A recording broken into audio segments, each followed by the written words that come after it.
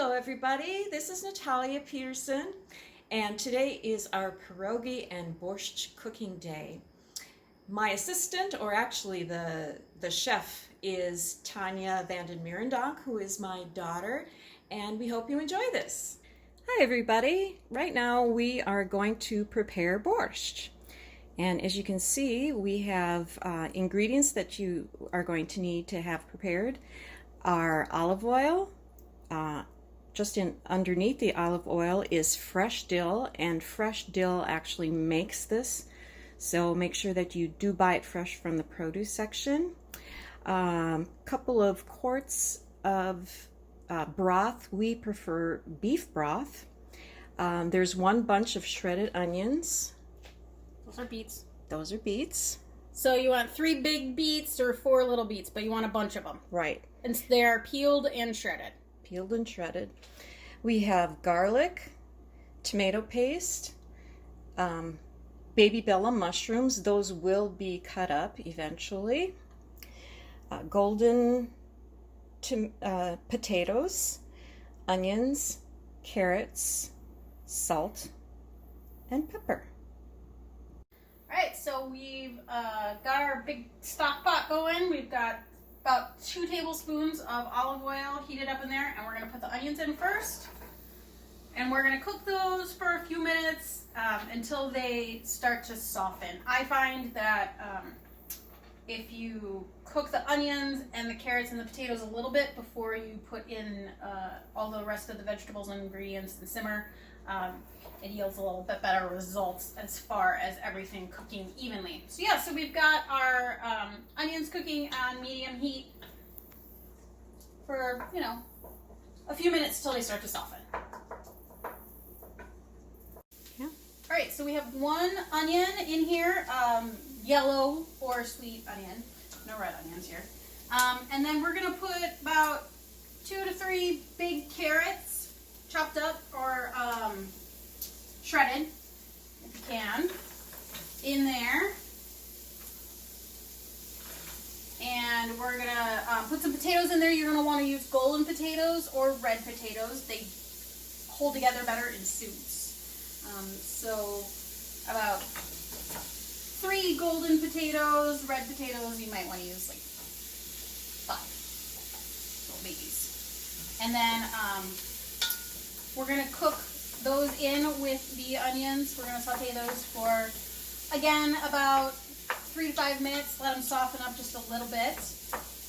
And then we're going to throw in the couple cloves of garlic. And again, we're just going to let that saute for 30 seconds to a minute, just till it gets fragrant.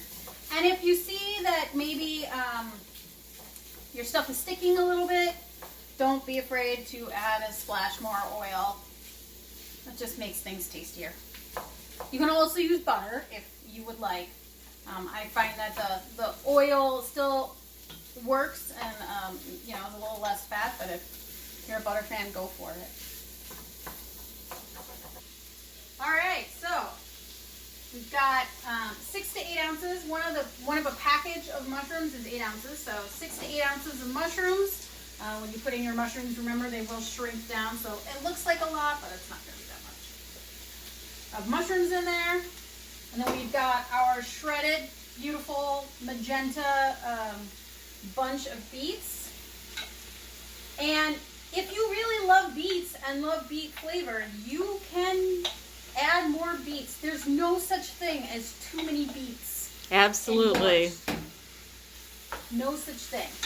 And then we are going to add in a bay leaf for simmering. These are kind of small. We'll put 2 in there.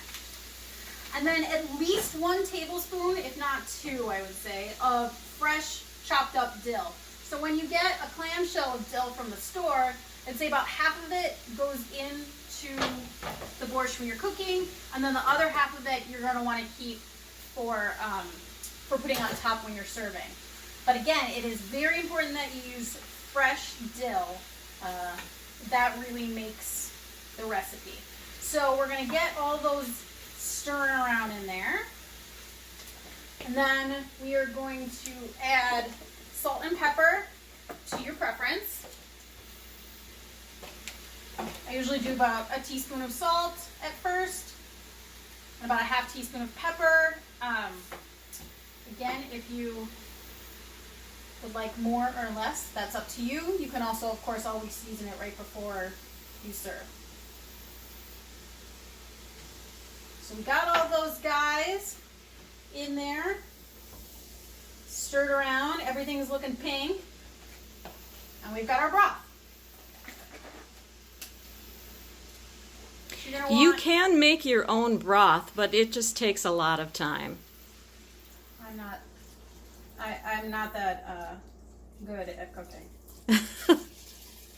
So, we've got 2 quarts here. You definitely are going to want to use at least 2 quarts. You can use probably up to 3. Borscht is supposed to be really brothy, so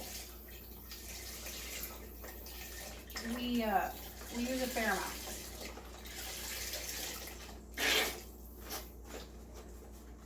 Now, if you want to come over here and look at it, so it's pretty brothy. I think we're doing pretty good, but if you feel the need to add a little extra, you like really brothy soup, then that's up to you. So what we're going to do is we're going to turn it up, turn up the heat until it starts boiling, and then we'll turn it down and it will simmer.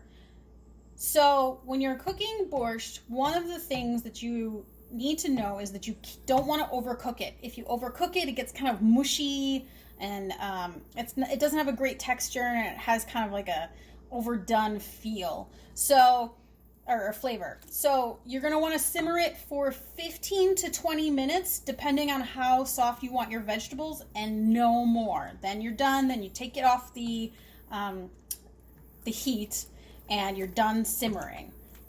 And it is definitely very, very good eaten right away. Otherwise, you can store it and eat it for up to probably 4 to 5 days, but you just don't want to overcook it. Oh, talk about the tomato paste. I will. Oh, I'm sorry. When we get there. Okay. No, that's good. But yep, and then the last step will be a little bit of tomato paste, but we won't do that until right at the end. So our borscht has simmered for about 15 minutes. It is to my desired potato squishiness. And the last thing to do is to turn off your borscht, move off the heat, and you're going to add about, I never really measure, but about two tablespoons or so, you can always add a little bit more, of tomato paste.